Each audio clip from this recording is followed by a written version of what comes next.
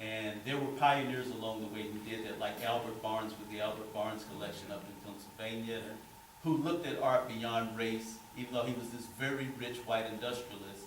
He said art should be judged by a certain criteria that disregards everything but the potency of the form itself. That's where a lot of us are trying to get to, and we're just now reaching the tail beginning of that point because we still have a lot of catch up to do.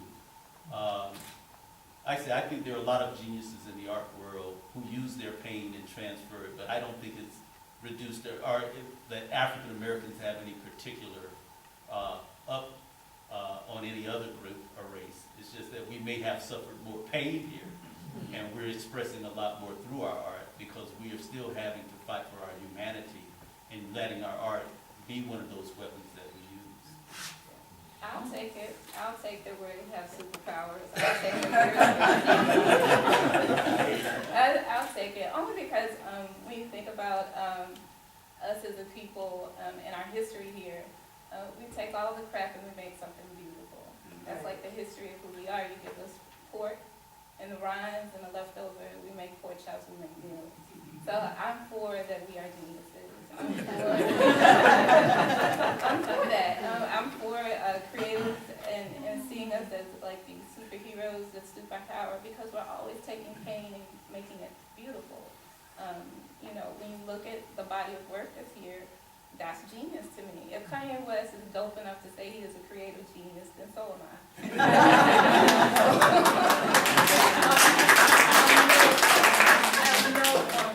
But you know, even to the credit of what Kevin is saying, when you take all of those things that we're given, when we're based upon our nationalism, classism, based upon our race, and you still rise above that, it takes a lot to do that.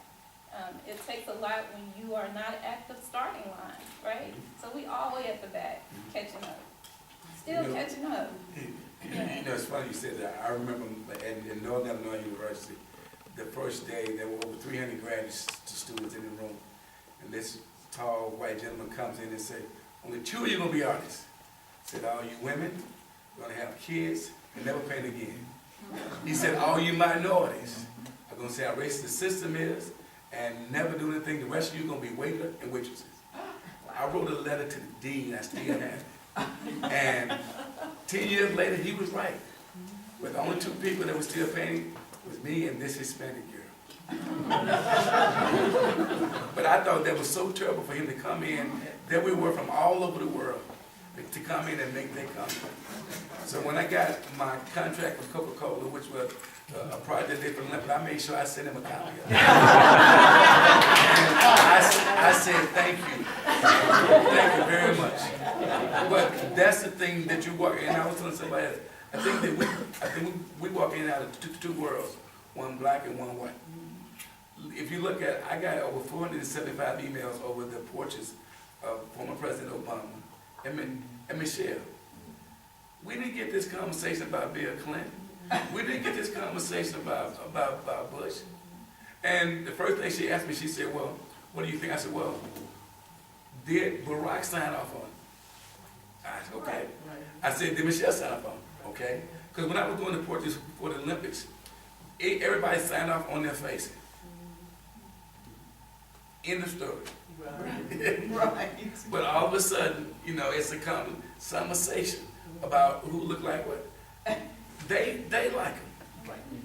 So the conversation is always there about us walking in and out of 2 worlds, one black and one white. I got the same thing. I pretty much had the same thing.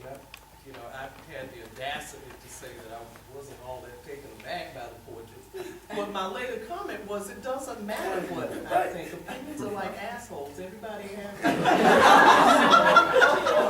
But the bottom line is that these artists are in the collection at the White House. You know, they're the first 2 black artists that are there. You know, that have painted portraits. So I don't care. You know, my thing was, I need to get to D.C. because I want to see them. Right. I want to pay my money to go in there and see these portraits. Right. So it doesn't matter about how I feel about them. I mean, I could go into a classroom and teach a critique on these pieces, but you know, I may not like it. I don't like some of Rembrandt's work. It doesn't matter. The fact is that Rembrandt is, you know, wherever he is in every major collection, he's already there. They're already there. They're there. And nothing is going to change that unless the current president takes his magic marker and signs something. So, you know, it doesn't matter. But getting back to the point about pain,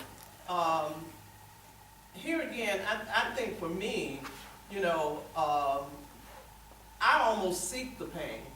You know, it's there. I seek it, but I also seek to invert it. You know, it's a lot about inversion. How do I turn this pain inside out to make it, as Shaniqua said, something positive? You know, the piece that I have in there on the wall, you know, my one good eye on the clock, is really about Comey's testimony. That's what that piece is about. It doesn't have anything to do with race or anything else. Save for a little juju that I threw on there. But I think for me, I was so taken aback by that testimony and the fact that he focused on that clock.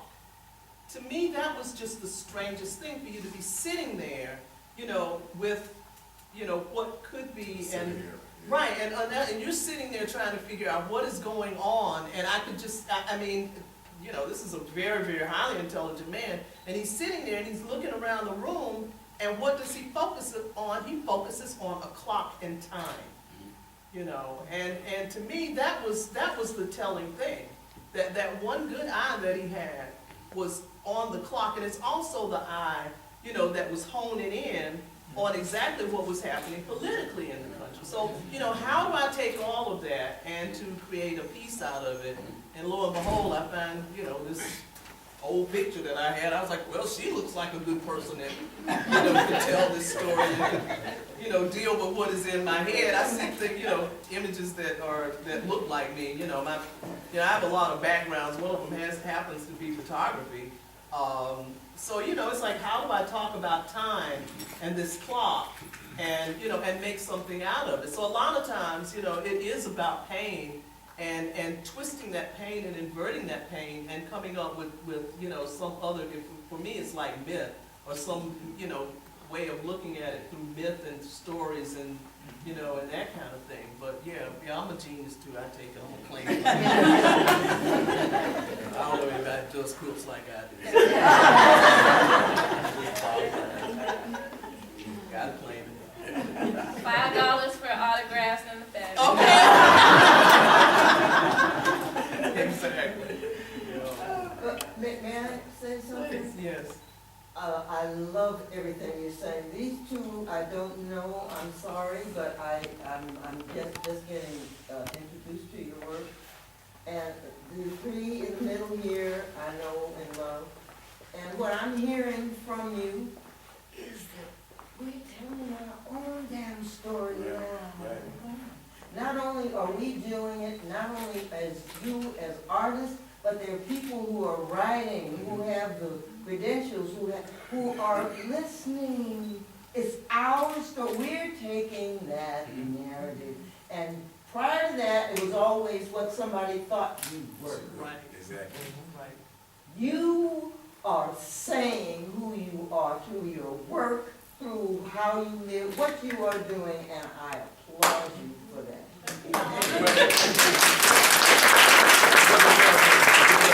A lot of it is those of us who know your former father, Mildred. Mildred was the one, and Mildred had her own way of saying things. And I remember when she came, to my studio, she said, if I can't smoke, I ain't coming. Oh yeah. Okay? And Mildred would tell you about your work. She had an honest critique. And the series I did called The Jitterbug Band, which Michael Jordan, the ex-white bar, Mildred inspired that she took a rod and stuck it in one of my pieces. Say, now you have freestanding sculptures. Yeah, she was a powerhouse. Yeah. She was a power. I was a student. I studied under Mildred at the Atlanta College Bar, and so, you know, I do remember the smoking in the Oh, yes. She smoked in the classroom. Some students went to the dean and complained. And I remember that day, it was like, oh hell, you know, I was sitting back, and Mildred walked in and she went, somebody went to the dean and complained about me smoking in the classroom, and she lit a cigarette. And I was like, wow. You know? So, but from that point on, nobody else said another peep about Mildred smoking in the classroom.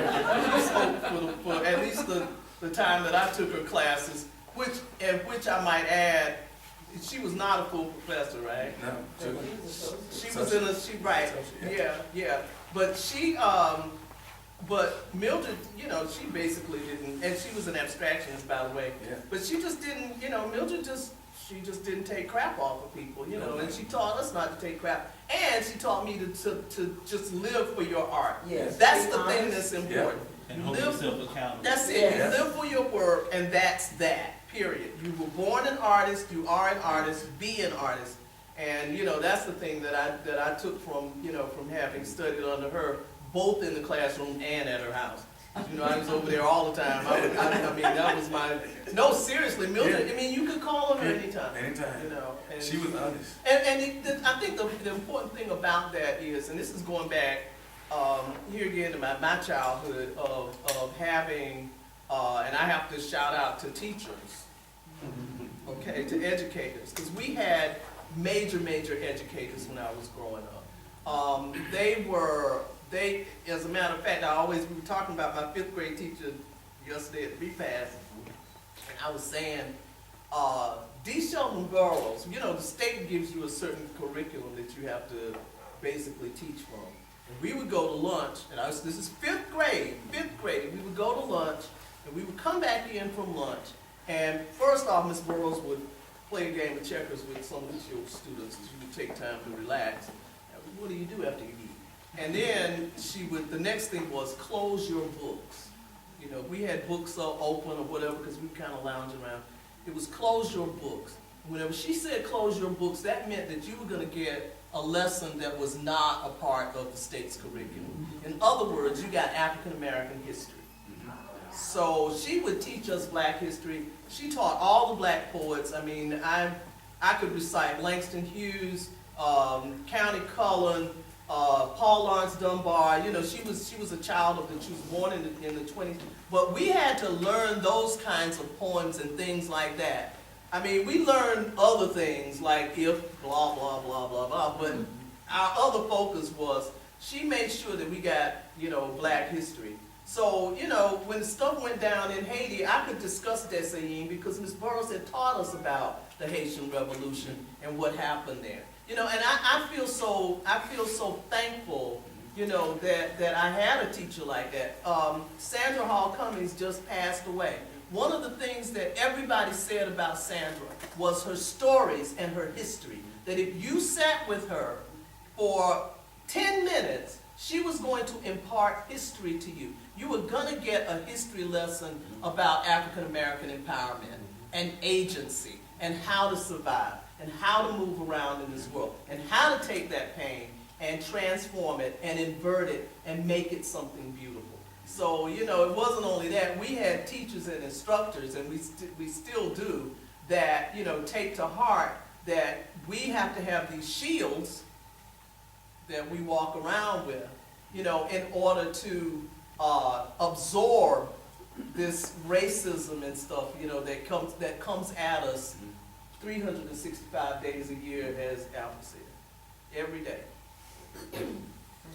I wanted to recognize you as well for the historical significance of your work and your careers. Donna touched on it, and I was immediately reminded that you actually represent, you know, a further a continuance of the Black Studies movement of the 60s and 70s. I came along during that era. I was in the first class of the African American Studies department at Yale. Our mission, it was a student-driven movement. And our mission, when when the major was created in 1969, was to change my major. I was a junior at that point. But the seniors who had created the program, forced the university, said, now we need folk to actually take the major. At that time, the issue was, what are you going to do with a major in African American studies? Will it even be valued? You know, those of you who want them to go into law school or graduate school, who's going to recognize it? I'm happy to report that of the 5 members of that first graduating class, 4 became lawyers, 3 went to Harvard. You know, so it really wasn't a problem, as it turned out. But the issue for me was the validation of the African American experience, the Black experience in America. The presumption was at the time it wasn't even worthy of academic study. What you guys have done, in my opinion, is to take that study to its nth degree, because you take out of your genius, your talent, and your courage, your perceptions, your interpretations of that experience in ways that the written word really can't portray. I really think, the proof is in the pudding. It's in your body of work. It's in that room. What you do for the Black experience is truly transformative. So thank you.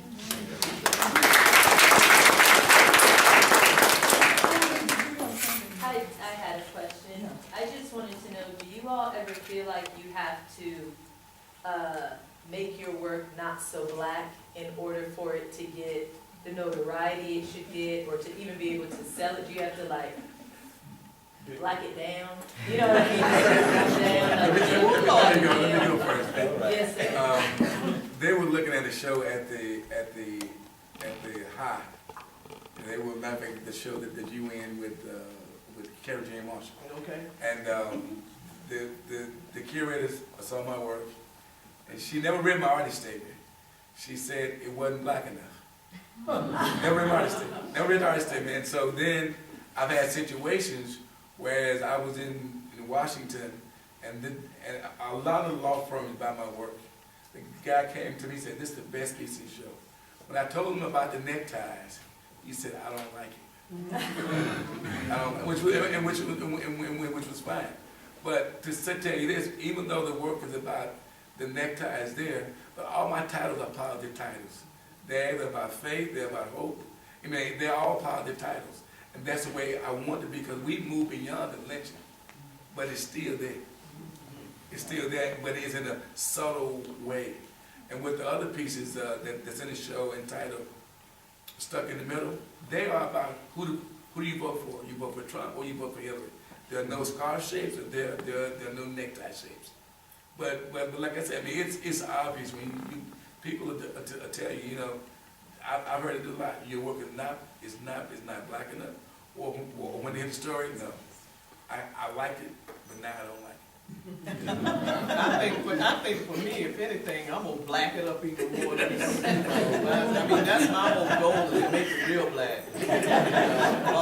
No, seriously, because, you know, as I said, you know, you go into communities where, you know, where you've got history. I mean, let me put it to you. Okay, here's a for instance. This is hilarious, because I just discovered this last year, maybe. Okay, so I spent a lot of time in Mound Bayou, Mississippi. And Mound Bayou is one of the oldest incorporated African American towns in the United States. So I've been running around looking for sanctuary. It's like, huh? And poorest. Yes, and poorest, yeah, but it's there. Yeah. Eatonville, Florida is the oldest incorporated African American town in the United States. So I've spent most of my life running around, including places like Australia and Aboriginal communities who are also cool. I'm running around trying to find this thing called Sanctuary. I even wrote a piece about it. There's a piece at the High Museum called Sanctuary. And I interviewed an elder in the community for a project I was working on with Duke Center for Documentary Studies. And Mr. Camp Hasty told me, he said, yeah, Southern Pines, Western Pines used to be an all-black town. That went in this ear and came right out of the other, and off I went looking for Sanctuary. For some reason last year, when I got to Eatonville and I was working on a project there, it dawned on me that I was from the oldest incorporated African-American town, or the first incorporated African-American town in North Carolina. I didn't even know that. And it's so funny because it's a segregated community. The West Side, I grew up around all black people, okay? Black stores, black restaurants, black this, black that. But then there was traveling to the other side of town, which I perceived as a dominant side of town, which totally negated my own history. You know, that I did come from, you know, people who were innovators, who, you know, were entrepreneurs, who did all these things, but I'm making this comparison with the dominant culture. And that just dawned on me last year. So what happens when, you know, so the next thing is, well, what do you do with that? Now that you've made this discovery, now that you've flipped all over the universe looking for this sanctuary, Dorothy. I used to paint red shoes on empty. I had ruby red slippers. I was going to find this sanctuary. But now that I've found it, now that I've clicked my heels 3 times, and I've made my way back home, what do I do with a poor black community that's basically going downhill, land's being taken away, no memory of what's going on? What am I going to do with that? You know, that becomes the question. And it also becomes a quest. You know, it becomes a quest for me to do something. So my future goal, I've set a goal for 10 years, is to return home. I dream about it every day, of going back to North Carolina, of reclaiming our home property and to turn that into a museum. Now let me say this. Cheryl Bland is sitting back there in the back. I'm sorry, here I go. Murray. Mr. Murray. That African American museum that's sitting there here in Madison keeps that history of Madison. If we don't start to do these institutions in these places, then we're going to lose the memory of who we are. Somebody has to keep it. White people are not going to go and make an effort. They'll help you if you come up with a plan. But you got to come up with a plan first in order to preserve these histories, to have a place where you can go and you can see this history. You can understand that there was a growing, thriving community that is a little damaged right now. But if you present a place where memory is kept, where history is kept, the community is going to come around it. It's sort of like that thing, if you build it, they will come. Right. And it's the same thing with the cultural center here in Madison. That cultural center is there to preserve the history of this community. You have to have these things. So Madison gets to have the cultural center, and it gets to have an African American museum where these memories can be kept. And back to Sandra Hall Cummings, had I not been sitting under her wing and listening to her talk about these things, I would have been on a whole nother direction. And I think that as artists and activists, which is exactly what we are, we're very much activists, that we have to have these quests, you know, that we have these quests for knowledge, that we have these quests to express exactly who we are, and our struggles, and our struggles in the United States of America. It's not been a kind place. You know, I was telling some folks in Roswell, I'm just amazed that I'm even here. That my ancestors somehow or another managed to survive the hardships that were put before us. I mean, we're talking about, you know, people say the word slavery. It's sort of like become a trope in America. There was slavery. But nobody really understands or really, right, the atrocities of exactly what went on during that period when we were enslaved. I mean, it was not a nice time. You know, as Shanika just said, we got the scraps. You know, I keep telling people, we weren't pulling up to the table. We didn't even have a table. There were no steak dinners waiting for us with a baked potato and sour cream. You didn't get that. Come on, piggyback on something you just said regarding that when it comes to the atrocities of slavery, chattel slavery. There's one thing you spoke to, people, you know, tell you, don't make it so black. In my experience, people who have approached me with notions of curating the show or getting some representation from the gallery said that to me were black folks, more often than not. For the sake of not fearing not to offend somebody in the constituency, or somebody they're trying to appeal to get some funding, or something along those lines. That's what Yeah. And that's highly problematic because when you deny identity, you know, it's like, you know, you deny everything about who you are. You know what I mean? It's like, I have never heard, and I hope not to offend anyone by the statement, I've never heard a Jewish person say they need to stop making Holocaust movies. Or there's too many museums that focus on what happened in Germany in the 1940s. I never heard that because that's a prescient part of their cultural identity. What happened, that horror. You see what I'm saying? So when somebody approaches me and says, "Yeah, you got something like this," so Right. Something a little kinder and gentler. identifying. Or you're like, tell me your colors down. They're a little bit too Yeah. bright. Tone them down. They're a little bit too bright. You gotta tone them So I down guess a little bit, the okay? answer to the question is, no, it cannot be too black. And that's one of the things, it tickles me, because when I first came up here to go to art school from Florida, I had just got into Sufi poetry.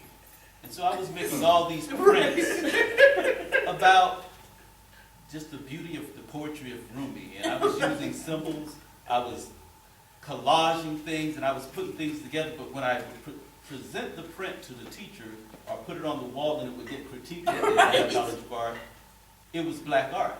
And I said, okay, none of the symbolism is technically about anything that is specific to my culture, but the fact that I'm an African-American artist making it suddenly made it very black art. Yeah.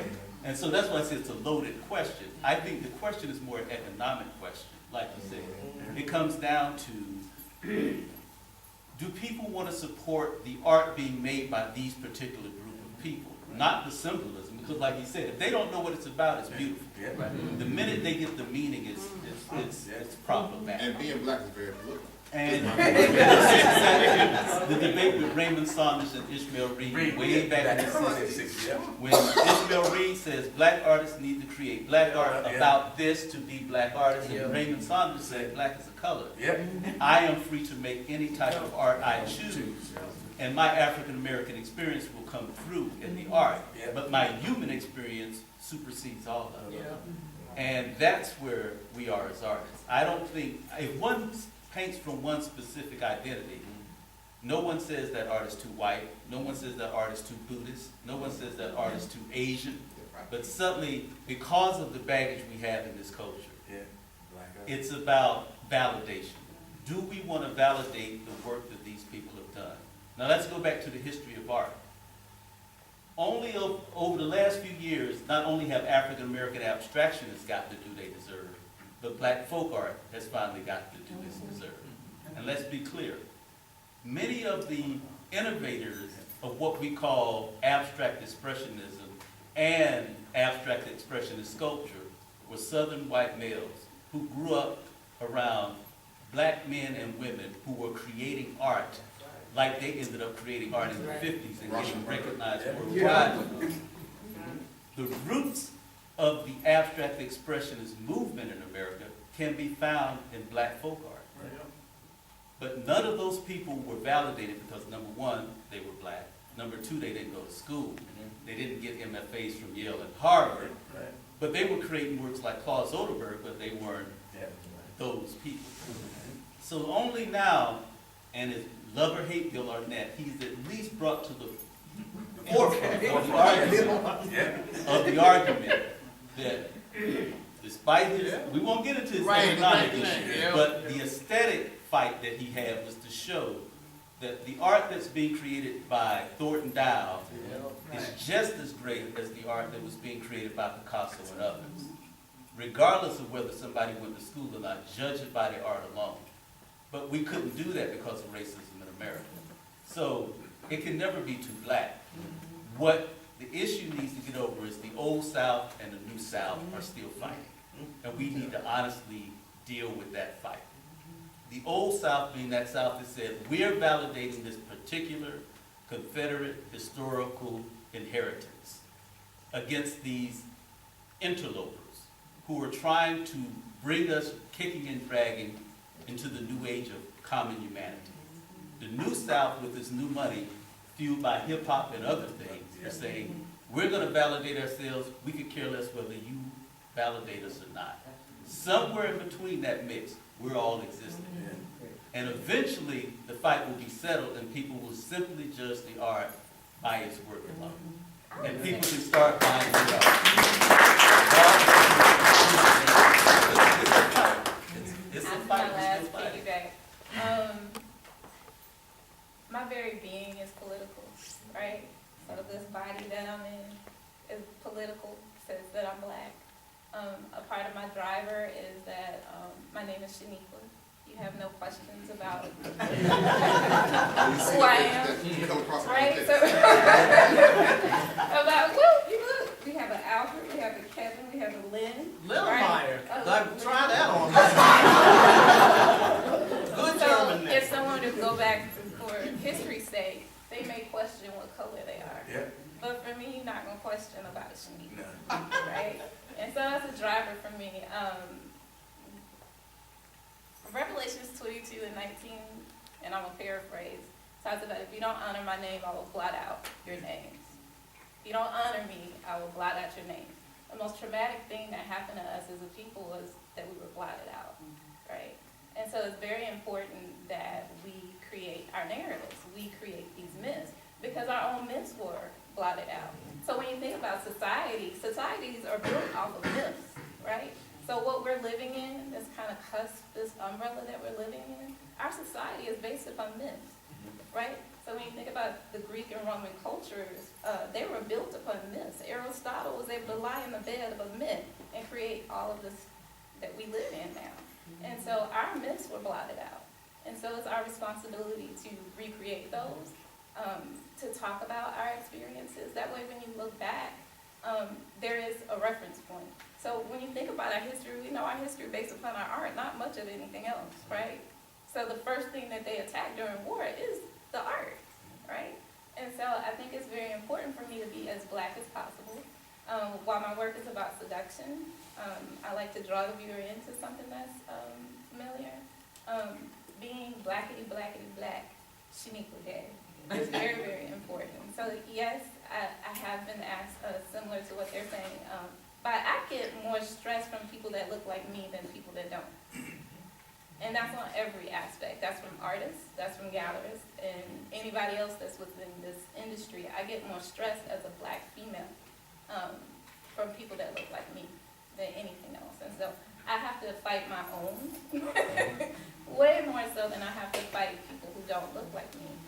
So we don't, it's not always the man or what white people have done. We don't even deal with family, right? So what happens with us between one another, we don't deal with the envy, we don't deal with the jealousy, we don't deal with the skin issues, right? Light skin versus who's black. All right. So, not to get off the subject matter, but what I love about Black Panther is those people just as chocolate as day. Right? Because, right? They just is,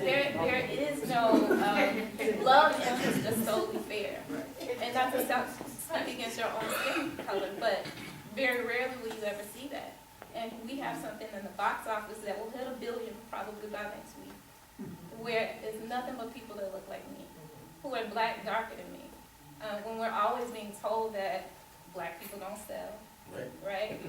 We can't put us in the forefront, we can't be the protagonist, you can't put us as the lead, nobody wants to see that, and we're killing all of that. It's no different than Alex Haley's The Root. During that time, that was the most watched television in history, And we're having that same, just the way, people were naming their kids, even gonna have one Conrads to Charlie. We're gonna have that same, return, but it's very important for me to speak about who I am and where I'm from and the representations of that and what that looks like for me. May I ask what you're saying just a minute? No, let me have my moment. When I was a little girl, it was not popular to be dark-skinned and have short hair. It wasn't popular. All of my girlfriends were light-skinned with long hair. We'd go to parties, and a guy would introduce himself to me. And we'd get a little conversation going, and he'd call me, well, aren't you so-and-so's cousin? Yeah. She was light-skinned with long hair. And it took me years, I was so damaged, to understand I'm fine, just like I am. Right. And who I am is good. And, people say, oh, you're such and so years old, you look 55. And I said, baby, black don't crack. Black don't crack. And I praise you and have thoroughly enjoyed being in the museum and going and showing people and telling them what's going on. And what I finally have done is I said, I'm going to let you go in here, and I want you to look at this exhibit here at the museum. And I want you to come in and tell me what you think. And I have just enjoyed hearing their thoughts. And what do you think? No, I want to know what you think. So that's what part of you guys have done for us. Before we go, I want to, because now we're getting into a real interesting area. This whole thing with skin color is nuts in America. I mean, it is just the craziest thing. We don't even know how crazy, we sound. And the sad thing is that we have basically exported this nuttiness to other cultures throughout the world, so that people all over the world are having these issues with skin color. And that's very, very tragic. You've got it, you've got it in India, you've got it in Africa, you've got it all over the globe, where people are basically this hierarchy of skin color. People who are very, very light-skinned, could come back and have the same tragic story about how they were discriminated against because they were so light. Right, so it's a trap. It's a stereotypical trap. And we've got enough stereotypes in the United States, to go around the world several times and then come back. We just get caught up in these stereotypes. And it's a blinder. It's the thing that keeps us from communicating. Because you can't approach a person without this stereotype is sitting there glowing at you, and you're trying to have a conversation, and you got this stereotype that's sticking to your brain, that won't allow you to understand the agency of the person that you're talking to. Which is interesting, I'll say that. The piece I have in the other room called "If You Dream of Seeing a Black Man, It Means Death" is rooted in that. That quote came from a French dream book. And I just thought it was interesting that I had this whole collection of dream books that I inherited from my mother. And I used to collect all these dream books from around the world. And I read that quote, and I thought to myself jokingly, well, if I dream about seeing myself, but it went to the root of how people are trained to perceive other people. And how that visual aesthetic perception sets the stage for murder and an assumption. And that was the motivation for that piece in there. These assumptions that we make based on stereotypes that cause people to react in ways that are counter to reality. that you perceive people having weapons when they don't have weapons. Yep. You perceive people as being threats when they are no threat whatsoever. And then a society that validates the assumption and perception and lets people get away with it is the upper tragedy. And so all my art at the end of the day ends up being altars to something. Altars in the way of altars of praise, or altars in ways I want to alter somebody's perception. And they become dialogues with myself and with others. Sometimes they're abstract, sometimes they're figurative. And that's why I say, like, it's a trick question when it says too black. People express who they are through their art. And if they happen to be African American, having gone through a particular experience, that expression is going to come out in many different ways.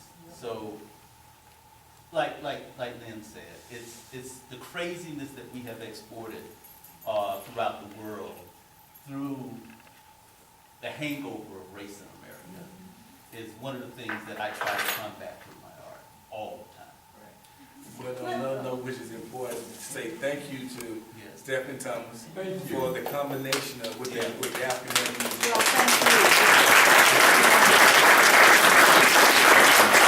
So, I don't think there's ever a good time to interrupt, and I don't want to interrupt or stop the conversation, but I think what we can do is call the official part of the discussion to an end and let this conversation go on, you know, in smaller groups. And I do want to say one more thing. Yes. Not only thank you to the museum for this opportunity, but also thank you to all of this. Oh, It's yes. such a joy to work with you, and it's just been a great experience. Well,